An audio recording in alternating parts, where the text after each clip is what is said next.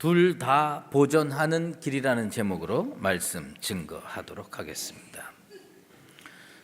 여러분 스키를 탈 줄 아십니까? 저는 조금 탈 줄 압니다. 이 조금이라고 하는 것은 아주 기초라는 얘기입니다. 그런데 스키장에서 실제로 일어났던 일이래요. 어떤 스키를 잘 타는 스키어가 스키장에 갔더니 저 위에서부터 이 스키를 어떤 두 사람이 이렇게 쭉 하고 내려오는데 착 달라붙어서 계속 똑같이 내려오는 겁니다. 이 사람이 스키를 잘 타니까 얼른 가서 따라 붙었습니다. 도대체 어떤 일인데 이렇게 두 사람이 착 달라붙어서 스키를 타고 내려올까? 가까이 가서 보니까 앞에 있는 사람은 스키 강사 같고 뒤에 있는 사람은 그 강사의 명령대로 움직이는 스키 초보자처럼 느껴지는 거예요. 이 앞에 있는 스키 강사가 왼쪽 그러면 왼쪽으로 텁니다. 오른쪽 그러면 오른쪽으로 털. 직진 그러면 직진으로 쭉 내려가고 커브 그러면 또 커브를 도는 그런. 근데 이 스키 잘 타는 사람이 하도 그 앞과 뒤가 착 달라붙어서 이렇게 왼쪽 오른쪽으로 하면서 스키를 타 내려오니까 자기 실력도 좀 과시할 겸 또 약간 장난스럽게 방해를 할 겸 그 앞에서 스키 타는 그 강사가 왼쪽 그러면 거기다 더 큰 소리로 오른쪽, 그 다음에 오른쪽 그러면 왼쪽, 직진 그러면 커브 뭐 이런 식으로 계속 방해를 놓으면서 같이 내려오게 됐습니다. 아무튼 스키가 저 밑까지 활강을 다 끝냈어요. 그래서 이 스키 잘 타는 사람이 그 두 사람을 찾아가 가지고 좀 마지막으로 좀 뭘 그렇게 착 달라붙어서 내려오느냐 한마디 하려고 가까이 가서 딱 보니까 뒤에서 그 스키 강사의 명령대로 따라왔던 사람 가슴에 이렇게 쓰여 있는 게 나는 앞을 못 봅니다. 그 사람이 왜 그렇게 강사가 왼쪽 그러면 왼쪽으로 갔고 오른쪽 그러면 오른쪽으로 갔느냐? 앞을 못 보기 때문입니다. 그런데 그 사람이 무사히 활강을 끝낼 수 있었던 가장 큰 이유는 장난스럽게 방해를 했던 그 사람의 목소리를 듣지 아니하고 자기에게 올바른 길을 인도하는 그 선생님, 스키 강사의 목소리에만 귀를 기울였기 때문에 무사히 저 꼭대기에서부터 밑바닥까지 내려올 수가 있었던 겁니다.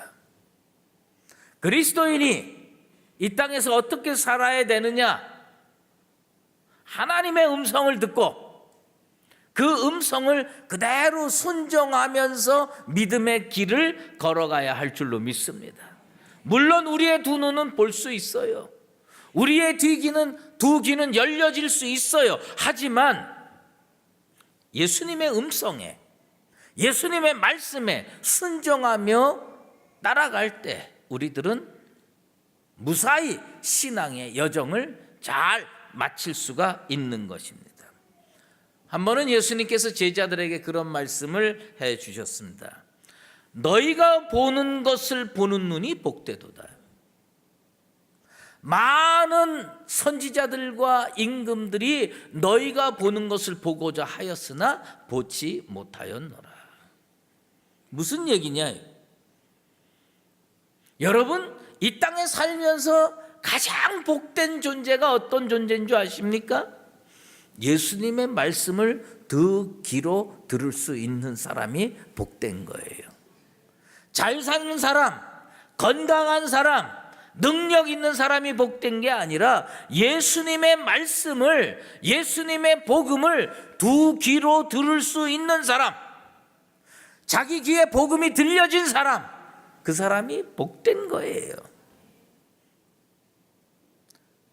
예수님의 말씀을 왜 들어야 되느냐?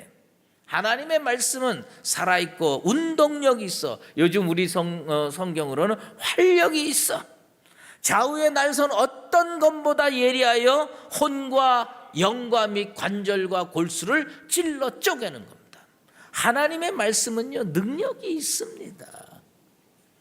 복된 길을 가진 것에 만족하지 마시고 복된 인생이 되기를 바랍니다. 복된 귀는 뭐냐? 복음을 듣는 귀가 복된 거예요. 그러나 복된 귀에 머무는 게 아니라 복된 인생이 되는 건 뭐냐? 자기에게 주어진 그 복음의 말씀을 그대로 실천하면서 사는 게 복된 인생이에요. 그 앞 못 보는 스키어가 강사의 말씀대로 왼쪽 그러면 왼쪽으로 갔고, 오른쪽 그러면 오른쪽으로 갔고, 직진 그러면 직진으로 가서 무사히 활강을 맞춰낸 것처럼 오늘 우리는 어떻게 살아야 되느냐? 주께서 우리에게 가르쳐 주신 그 복음의 말씀을 있는 그대로 실천해서 이 땅에서 신앙의 여정을 무사히 마칠 수 있는 나와 여러분 다 되시기를 주의 이름으로 축원합니다. 복된 말씀을 듣기는 했지만 복된 인생이 된 사람도 있고, 성경을 읽어보면 복된 인생이 되지 못한 사람도 있습니다. 수가의 여인을 기억하십니까? 그 여인은 형편없는 인생을 살았던 사람이에요. 난잡하고 문란한 인생을 살았던 여인이었어요. 그런데 예수 복음 듣고 어떻게 됐습니까? 그는 그 말씀을 자기의 인생의 말씀으로 받아들였습니다. 새 포도주가 주어졌을 때 새 가죽 부대에다가 그 말씀을, 새 포도주를 받아들였어요. 그래서 그 여자는 어떻게 됐습니까? 물동이를 버려두고 동네에 가서 외쳤습니다. 와서 보라. 동네 사람들이 그 소리를 듣고 예수님께 나왔습니다. 그 사람은 주님의 말씀을 들은 복된 기도 가졌지만 한 걸음 더 나가서 그 말씀대로 실천하며 사는 복된 인생이 되었어요. 새 포도주가 주어지는 것에 만족하지 마시고 그 새 포도주를 담을 수 있는 인생의 그릇, 가죽 부대를 준비하는 나와 여러분 되시기를 바랍니다. 그러나 예수님 말씀 들었다고, 예수님 복음 들었다고 다 수가의 여인처럼 반응하는 게 아니었어요. 어떤 재물 많은 청년이 있었습니다. 이 사람은 영적인 문제에 관심이 많았어요. 이 사람은 영생에 대해서 궁금했어요. 그래서 예수님 찾아갔어요. 그리고 예수님께 질문했습니다. 영생을 얻으려면 내가 어떻게 해야 합니까? 예수님께서 살인하지 말라, 간음하지 말라, 내 이웃을 내 몸과 같이 사랑하라, 이런 많은 명령을 말씀해 줬어요. 그 계명을 자기가 다 지켰다고 했어요. 그때 예수님께서 마지막으로 해주신 말씀이 뭡니까? 내 재물을 다 팔아 가난한 자에게 주고 너는 나를 따르라. 그는 재물이 많은 관계로 그 예수님의 말씀을 자기 인생에 담아둘 수가 없는 거예요. 그 가죽부대, 인생의 가죽부대에 새 포도주를 받아들일 수가 없는 거예요. 그래서 그는 근심하며 돌아갔습니다. 그의 인생은 복음으로 변화되지 않았습니다. 왜 그렇게 했습니까? 그 새 포도주가 자기 가슴 속에 들어오면 자기 인생이 터져버릴 것 같은 거예요. 이 가죽부대가 낡은 가죽 부대예요. 신축성이 없어요. 유연성이 없어요. 바리새인들과 세례 요한의 제자들이 예수님 찾아와서 왜 우리들은 금식하는데 당신 제자들은 금식하지 않느냐 질문할 때에 우리 주님께서 대답으로 주신 말씀이 뭐냐면 새 포도주는 새 가죽 부대에 넣어야 된다. 낡은 가죽 부대에 넣을 수 없다고 얘기를 하는 겁니다. 포도주와 가죽 부대에서 항상 문제가 되는 것이 뭔지 아십니까? 가죽 부대의 문제예요.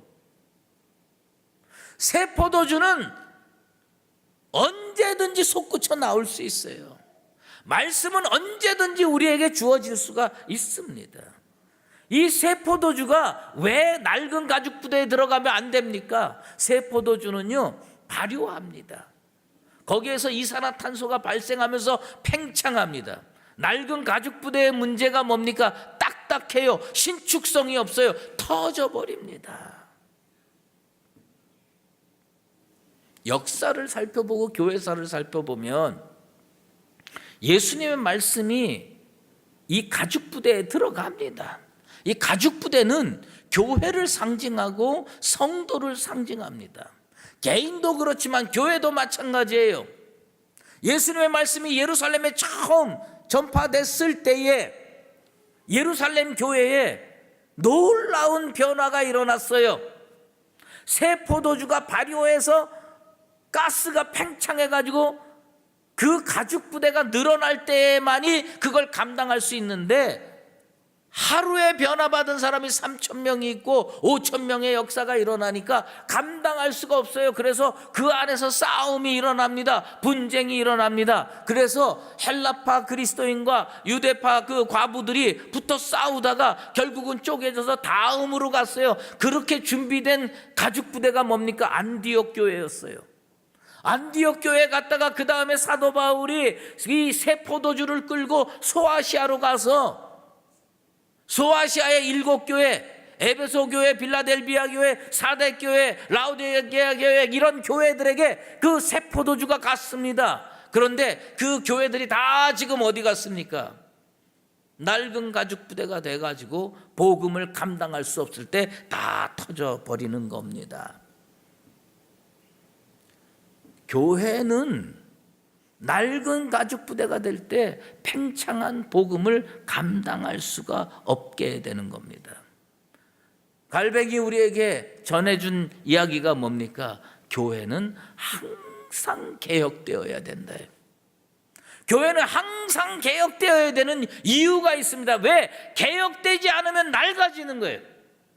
낡아지면 신축성이 없어요. 유연성이 없어요. 거기에 말씀 들어가면 이 말씀이 팽창할 때 교회가 폭발해 버린 겁니다. 냉정하게 얘기하면 우리 교회도 폭발해 버린 겁니다. 터져 버린 겁니다. 포도주가 흘러나온 겁니다.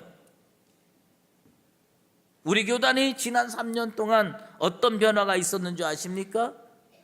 285만 2,300명의 교인이 273만 900명으로 6년 동안 12만 명이 교회에서 떠나버렸습니다. 300명짜리 교회가요 400개나 없어진 꼴이 됐습니다. 왜요? 교회마다 복음은 들어가는데, 말씀을 들어가는데 그 교회가 낡은 교회가 돼가지고 이 낡은 교회들이 말씀을 감당할 수가 없는 거예요. 터져버리는 거예요. 수백 개의 교회가 터져버렸습니다. 이미. 한국 교회는요 새 가죽 부대가 아니라는 이야기입니다. 지금 한국 교회는 낡은 가죽 부대여서 터지기 일보 직전입니다. 아니, 부대, 가죽 부대에 구멍이 나서 거기에서 포도주가 줄줄줄줄 새고 있습니다. 그러다가 어느 날 꽝 터져버릴 수가 있다고 하는 겁니다. 직장도 마찬가지죠. 한 포털 사이트에서 직장인 750명을 대상으로 직장 상사로부터 들은 말씀 중에 제일 듣기 싫은 말이 뭐냐? 제일 듣기 싫은 말. 750명을 대상으로 했는데 그들이 뭐라고 하냐? 직장 상사가 이런 말을 하면 어떻게 느끼냐? 그 직장 상사는 꼰대라고 그런대요. 이런 말을 하면 내가 너만 했을 때는 말이야 이랬다. 왕년에 내가 얼마나 뭘 능력 있게 잘했는지 모른다. 내가 살아보니까 이렇게 해야 돼. 가르치고 그러는 거예요. 근데 그 사람들은 다 어떤 사람들이냐? 낡은 가죽 부대를 가지고 있는 사람들입니다. 변화를 싫어해요. 근데 신앙생활도 마찬가지예요. 교회 오래 다니면 다 의인이에요. 자기가 가장 옳아요. 자기가 생각하는 가치관, 자기가 생각하는 신앙의 모습에서 조금이라도 벗어나면 그거 다 틀렸다고 얘기합니다. 얼마 있지 않아서 그 가죽 부대들이 모이면 교회 전체의 낡은 가죽 부대가 돼서 교회가 터져버리는 겁니다. 윈슬로우라고 하는 사람이 개인이든 교회든 당신이 낡은 가죽 부대냐 새 가죽 부대냐를 측정하는 그 기준을 한번 제시를 했어요. 그걸 보고 진짜 깜짝 놀랐습니다. 8가지 중에 한 3가지 정도만 일치하면 낡은 가죽 부대로 지금 바뀌고 있는 중이에요. 한번 들어보세요. 이 8가지를 한번 들어보시고 자기랑 일치하는 게 몇 가지인지 한번 지금부터 속으로 꼽아보세요. 괜히 또 이렇게 겉으로 해가지고 창피당하지 말고 속으로 한번 꼽아보세요. 첫째로, 어느 날부터인가 하나님으로부터 멀어지고 있다. 말씀 묵상도 잘 안 되고 성경 읽는 것도 재미없고 하나님에 대한, 교회에 대한 열정이 서서히 식어가고 있다. 둘째로, 어린아이와 같은 믿음이 사라지고 배우려고 하지 않는다. 셋째로, 언제부턴가 하나님에 대해서, 교회에 대해서, 목회자에 대해서, 주변 성도들에 대해서 원망하는 게 습관처럼 되어가고 있다. 넷째로, 교회 다니기는 하지만 의무감으로 출석한다. 다섯째로, 양심의 가책도 없이 자주 죄를 저지른다. 여섯째로, 솔직하고 정직하게 말하면 예수님보다 더 중요한 것이 나에게는 있다. 일곱째로, 옆에 있는 성도를 사랑하지 않는다. 여덟째로, 그리스도의 이 사역에 관심이 떨어졌다. 교회 봉사를 이제는 쉬고 싶다. 이 8가지 중에 3가지 정도가 넘으면 자기도 모르게 낡은 가죽 부대로 바뀌고 있다는 겁니다. 우리는 다시 새 가죽 부대가 되어야 됩니다. 포도주 걱정할 거 없어요. 우리 주님은 계속 포도주를 생산해서 우리에게 그 복음의 말씀을 전달해 주시는 줄로 믿습니다. 언제나 그 복음의 말씀이 내게 담기고 우리 교회에 담기는 것을 생각해 봐야 됩니다. 문제는요, 교회와 성도입니다.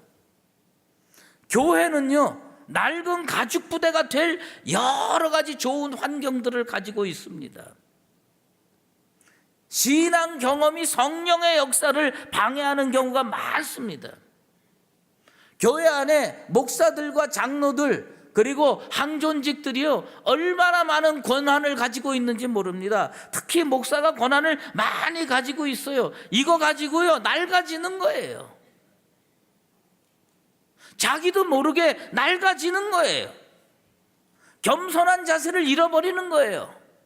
처음에는 고개 숙여 인사했다가 나중에는 뻣뻣해지는 거예요. 그리고 자기가 경험한 게 가장 옳아요. 교회가 왜 낡아지는 줄 아십니까? 먹을 게 많아요, 교회 안에. 냉정하게 얘기하면 교회 안에 진짜 먹을 게 많습니다. 그런데 지금 환경이 바뀌어가고 있어요. 한때는요, 신학교에 지원자가 엄청나게 많았습니다. 5대1, 6대1, 7대1 신학교 가려고요 3수, 4수, 5수를 해요. 그런데 이게 좋은 현상인지 나쁜 현상인지 모르는데 올해 신학교에 놀라운 변화가 감지되고 있어요. 우리 교단 신학교가 7개인데요 한 학교만 초과했고 또 한 학교는 겨우 나머지 5개는요 다 미달이에요. 잘 된 거예요. 왜 잘 됐다고 생각하는지 아십니까? 교회가 먹을 게 없어지는 거예요. 교회가 먹을 게 없어져야 돼요.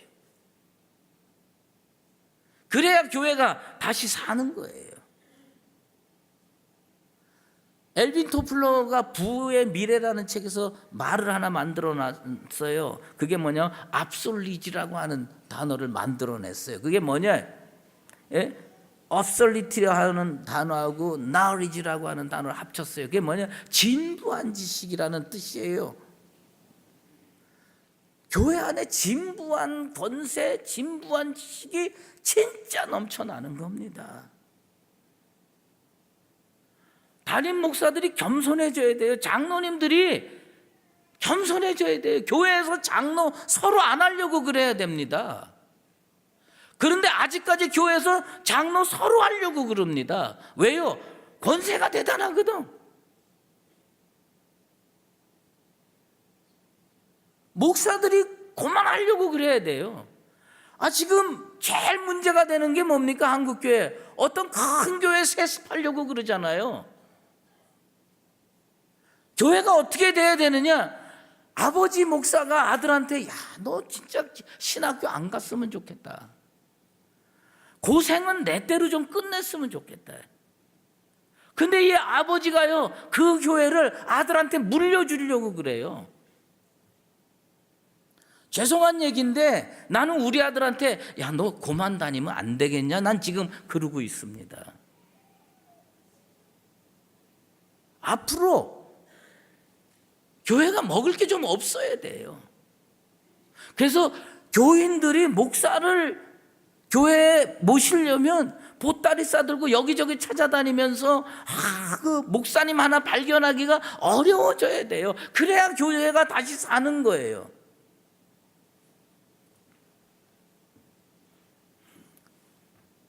저는 어느 순간에 내가 참 딱딱해졌다. 고집이 세졌다. 그런 걸 느낍니다. 우리 교역자 회의를 하는데 제가 진짜 참고 인내하면서 교역자 회의를 요새 합니다. 그 왜 그러냐? 내가 딱딱해졌다는 걸 많이 느껴요. 나 때문에 교회가 터져버릴지 모른다라는 위기감을 많이 느낍니다. 근데 우리 젊은 교육자들한테 제안을 해보라고 그러고 안건을 내보라고 합니다. 그런데 이렇게 내보면요, 그 해 아래 새 것이 없어요. 다 옛날에 내가 했던 것들 그거 다 내는 거예요. 그때 무슨 마음이 드냐면 한 수 가르쳐주고 싶은 마음이 불쑥불쑥 올라와요. 그걸 안건이라고 내놨느냐, 그걸 제안이라고 내놨느냐 하고 싶은데 제가 진짜 참고 인내하면서 다 받아주고 있습니다. 왜요? 저들은 아직 딱딱해지지 않았거든. 나는 많이 딱딱해졌거든. 그래도 그들 얘기를 들어야 될 것 같아서 내가 진짜 참고 인내하면서 겸손한 마음으로 듣고 있습니다. 얼마 전에 저희 교육자들하고 식사를 하러 갔어요. 식사를 하러 가는데 제가 우리 부교육자들한테 제안을 했어요. 둘 중에 하나를 골라라. 뭘 먹을 것인지 둘 중에 하나를 골라라. 하나는 스파게티, 하나는 설렁탕. 둘 중에 하나 골라라. 눈치 없는 이 인간들이 스파게티를 고르는 거예요. 내가 그렇게 얘기했을 때 나는 뭘 먹고 싶었느냐? 나는 설렁탕, 깍두기에다가 설렁탕 먹어야 속이 시원한데 예전엔 저도 스파게티 좋아했던 적이 있어요. 근데 어느 순간에부터 뭐냐면 설렁탕이 훨씬 좋아요. 곰탕이 훨씬 좋아요. 그래서 내가 그냥 요즘 세상이 얼마나 그렇습니까? 우격다짐으로 끌고 가기, 그래서 한번 제안을 해봤어요. 둘 중에 하나 골라라. 그랬더니 이 젊은 교역자들이 스파게티요. 내가 그래가지고 진짜 보조 맞추기 정말 힘든 세상에서 내가 사는구나, 이런 생각을 하게 된 겁니다. 여러분, 이게 뭘 상징한다고 여러분 생각합니까? 우리가 정신 차리지 않으면요, 복음의 말씀을 내 가슴에 담아둘 수 없는 인생이 되는 거예요. 하나님의 그 능력의 말씀을 담아둘 수 없는 교회가 돼가고 있다는 겁니다. 히스기야 왕이 병들어 죽게 됐어요. 이사야 선지자가 그를 향해서 당신 죽을 거다. 그때 히스기야 왕이 벽을 향해서 하나님께 기도합니다. 살려달라고.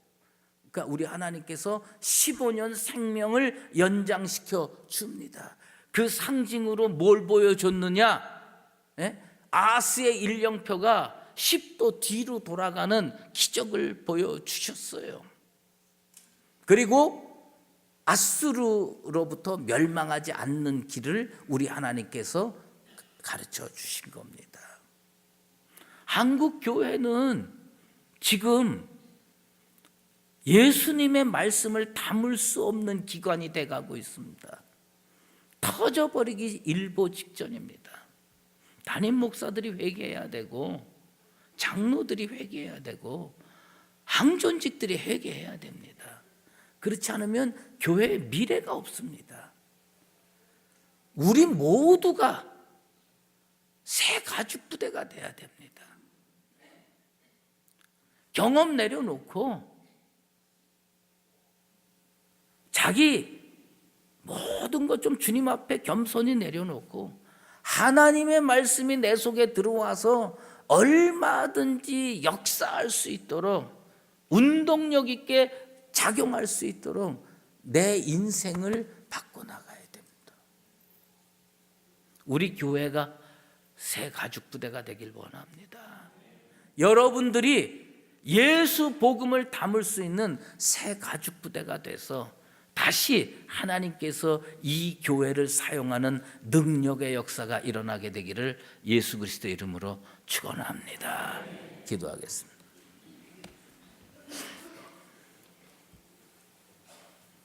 하나님, 우리가 누구를 비판하고 누구에게 손가락질하겠습니까? 우리 교회가 이미 한번 그 가죽 부대가 터져서 새 포도주가 다 흘러나온 그런 교회입니다. 우리 교회 버리지 마시고, 우리 성도 버리지 마시고, 우리 교회가 하나님 앞에서 회개해서 다시 새 가죽 부대가 되게 하여 주시옵소서. 아버지 하나님, 이 목사부터 우리 장로님들, 권사님들, 안수 집사님들, 성도들 자기 권한 좀 내려놓고 하나님 앞에 바르게 살아서 우리 주님이 말씀을 담아둘 수 있는 새 가죽 부대로 반드시 변화되게 도와 주시옵소서. 예수 그리스도 이름으로 기도드리옵나이다. 아멘. 이제는 우리 주 예수 그리스도의 은혜와 하나님 아버지의 극진하신 사랑하심과 성령의 인도하시고 교통하심이 주께서 보내주시는 그 복음의 말씀을 온전히 받아들이기 위하여 새 부대가 되기로 작정하는 모든 성도들과 교회 위에 이제로 영원히 함께 계시옵기를 간절히 축원하옵나이다.